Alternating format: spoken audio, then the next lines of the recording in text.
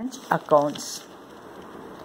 Write a note on inter-branch transaction. When goods or services are transferred from one branch to another branch, it is termed as inter-branch transaction. What is current account? Account current. What is account current? Account current is a statement in the form of a ledger account showing the transactions between two parties together with interest due or payable. The heading of the statement is written as under dash the name of the receiving party in account current with dash the name of the sending party as at dash date. Account current is usually sent by a banker to its customer or from a lender to his borrower.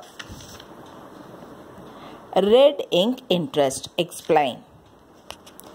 Red ink interest. Sometimes due date of a transaction fall beyond the settlement date. That is the date on which the account current is prepared.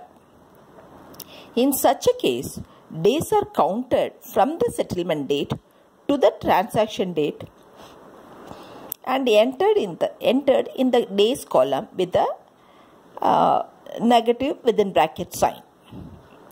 The product of this is also marked with the same sign. This is called red ink interest method to prepare account current.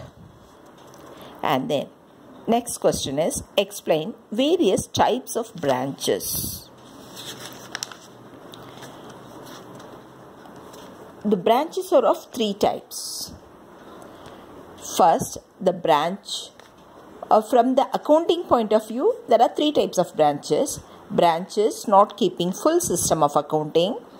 Branches keeping full system of accounting. Third, foreign branches. 1. Branches not keeping full system of accounting. These branches often sell goods as supplied by the head office at a cost price or sometimes at invoice price. Branch expenses are made by the head office. Branches keep only some records like stock register. Number 2. Branches keeping full system of accounting. These branches purchase goods from the market besides getting from the head office. These branches are not required to remit money daily to head office, nor they depend on the head office for their expenses to be paid. These branches maintain full system of accounting, prepare their own trial balance, trading, profit and loss account and balance sheet. Foreign branches. When a branch is located in a foreign country, it is called a foreign branch. Such a branch will keep its books of accounts in foreign currency. 1.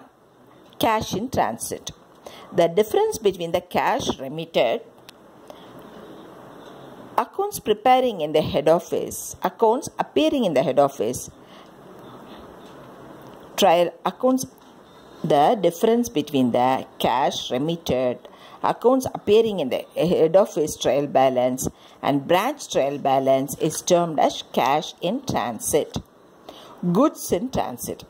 The difference between the balances of goods sent to branch account in head office books and goods received from head office account in the branch book, it is termed as goods in transit.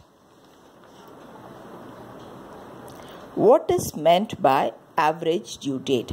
How it is ascertained?